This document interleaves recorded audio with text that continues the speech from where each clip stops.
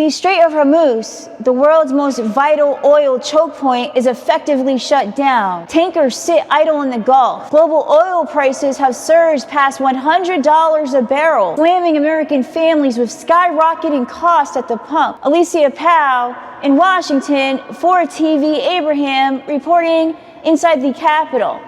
This isn't just a Gulf crisis.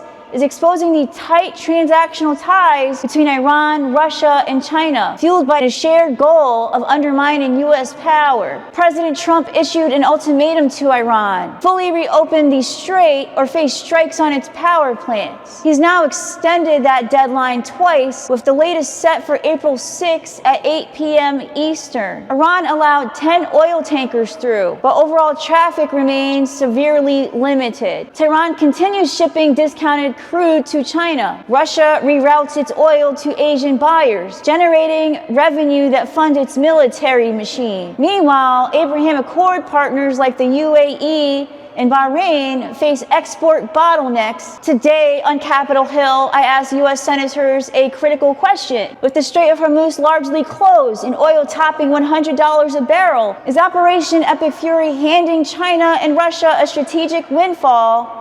Or is America finally imposing real costs on the axis that has long challenged U.S. interests? And with the threats mounting from Beijing and Moscow, is the conflict stretching the United States too thin? The answer is cut straight to the stakes hitting drivers and businesses at the pump, and whether America risks dangerous overextension in a world where our adversaries are watching closely. Well, having the Straits of Hormuz shut down is harmful to entities, including China, but not just China. And so it's very important that we get the Straits of Hormuz open for their European customers, for their Indian customers, their Chinese customers. It's not as harmful to the United States, certainly, as it is to other countries in the world, but to the extent that it's that critical for other nations in the globe, we just have to encourage them to get it back open. And I believe finally other countries that are directly affected by the Straits of Hormuz being closed are coming to their own defense and trying to get involved in a way that reopens the straits. I think it is very near accomplished, very near the point of drawing down. I do hope that efforts are being made to arm the Iranian people so they can now take over their own government. It's hard for them to take it over when they have no arms. You know, you can't attack people who have AK-47s with a shovel. And so we need to find ways to get the Iranian people armed so they can assert their own leadership over their own government. I think that what Arab nations have learned from this is that they're very much in the crosshairs by letting Iran and its affiliates like Hezbollah and Hamas and the Houthis have an unbridled control when weapons reached the middle of the Indian Ocean and showed the rest of the world that Iran was capable of reaching into Western Europe with bombs. That should have put everybody on alert that we cannot let this end prematurely. We have to get it over with and prevent them not only from having a nuclear weapon, but having ballistic missiles and drones that could reach other nations. That said, we need to involve other nations in that effort in getting Iran to a place where their own people can take over the government. I mean, Russia is getting, this huge benefit from the war in Iran because as oil prices go up, money goes into the Russian treasury, and the president, for some reason, is also giving Russia sanctions relief. So they're getting a lot of money. So that's good for Russia. I haven't really thought about how it affects China. The Admiral just testified in an open hearing that China and Russia are definitely helping Iran in this conflict.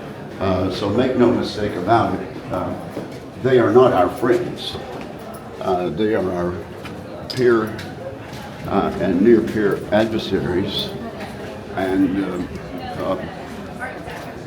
every action we take and every negotiation that's attempted needs to be done with that in mind. I think it's helpful in that the American people are realizing more and more how allied Russia is with Iran, and the fact that there have been public reports of Russia providing assistance to Iran. I think it's good information that perhaps some people have not appreciated the extent to which we are fighting Iran, and Russia is doing whatever they can to help our enemy there. When Bashar Assad abdicated, where did he go? He went to Moscow. So one of our leading adversaries, one of the great butchers of the last couple of decades, went for refuge by Vladimir Putin, one of the worst war criminals of our time. So to the extent that it shows that this axis of aggressors is in it together, I think it's helpful information. Well, what's the goal? It's some moving target here. Started out being about regime change. That didn't happen. Not about regime change anymore. Sometimes I get, hey, here are the mission objectives. It does not include nuclear weapons at all. It's been about ballistic missile capability. It's been about protecting, our assets. Now, seems like the number one goal is to reopen the Strait of Hormuz. It's because this administration did not plan ahead. And so what we need to see, some rational explanation about why would you put troops into Iran right now? They haven't said they're going to do it, but when you deploy 4,500 Marines halfway around the world and 2,000 paratroopers from the 82nd Airborne, a unit, by the way, my dad served in, you should give the American people an explanation. I haven't seen an explanation. Troops on the ground here to open the Strait of Hormuz is, I've been through there a bunch of times. I understand what the situation is. That does not seem to solve the problem. How has this conflict affected U.S. readiness for China and Russian threats? Well, when you use a lot of what is in our magazine in regard to air defense systems, munitions, interceptors, surface-to-surface missile systems, it affects other theaters, especially when you're moving munitions from one theater to CENTCOM. I'm a big supporter of the Abraham Accords. With regard to Abraham Accords, I think it cements it even further. One of the things with regard to the Abraham Accords, I did a tour of all the Abraham Accords countries a couple of years ago, right before October 7th, actually. And one of the common themes of all the Abraham Accords countries, UAE, Bahrain, Morocco, was the challenge and the nefarious influence of Iran. And I think that is a common theme that binds Abraham Accords countries and has only been made more obvious since the war. Iran attacked all these countries. And so to me, that just cements the need to deepen the Abraham Accords and expand it. And I think it's very obvious because of the war. I don't even know if we know who to talk to in Iran. We killed most of their senior leadership. And I'm sure I don't have the information the president has, but I'm sure that's a challenge. I admire America for trying to to stop the bombing. I do. But you see now, this is one more bit of evidence of why we had to do what we had to do. The leadership in the Iranian government, they govern through their religion, and their religion is their government. And their religion, their interpretation of their religion, tells them that anybody who doesn't agree with their version of Islam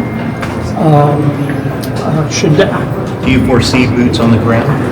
I don't know. I hope not.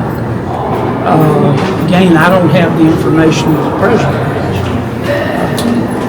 I think we've accomplished our objectives in Iran. We've destroyed most of, not all, but most of their missiles, most of their drones, their drone manufacturing facilities, the missile manufacturing facilities. We destroyed their Navy. We destroyed their Air Force. They have no more air defense. We can go wherever we want. We destroyed the infrastructure of the Revolutionary Guard. That was why we went in. And as far as I'm concerned, it's time to get out. There will be those who say, well,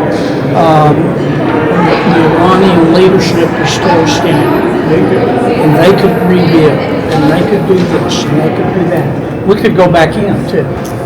But I will tell you this, we have inflicted massive damage on the Iranian government and its infrastructure. Massive. And they're not going to rebuild by next Thursday. It's going to be a long, long time. I wish Iran wouldn't close the strait. Is that helping China and Russia? I don't know about China, but yes, Iran is helping Russia. Iran is closely aligned with both China and Russia. Okay. I want the administration to show us justification for why they went to war with Iran, and they're spending $1 billion a day, and we have people in my state of Nevada who can't afford their rent, groceries, and now gas prices are going up, and between the tariffs and this war, it's affecting people right here at home. So before the president can just go act and do whatever he wants, he needs to come to Congress. That's what I want. Okay, when you look at what Iran and Venezuela and North Korea, for that matter, a lot of these rogue satellite states, their chief beneficiaries are Russia and China. Especially in the case of Iran, China loves a sanctioned Iran. It's been incredibly beneficial to the Chinese economy and the Chinese Communist Party for the last several decades to have Iran sanctioned by the world, because that gave them a captive oil market that allowed them to buy oil for cents on the dollar. It also gave them a regional actor to spread terror and instability around the world, so that our forces, our Navy, has been tied up dealing with this problem for the last 47 years. So by ending the ability for Iran to project terror, and by deconstructing the Iranian proxy network, that the biggest people in the world who are hurt by that is China. Well, we're responding right now by sinking their mine-laying ships and pummeling the living daylights out of them. Those are the candid takes from U.S. senators on a crisis that reaches far beyond the Gulf. I'm Alicia Powe, reporting inside the Capitol for TvAbraham. Stay with us for more as developments unfold on the Hill and around the world.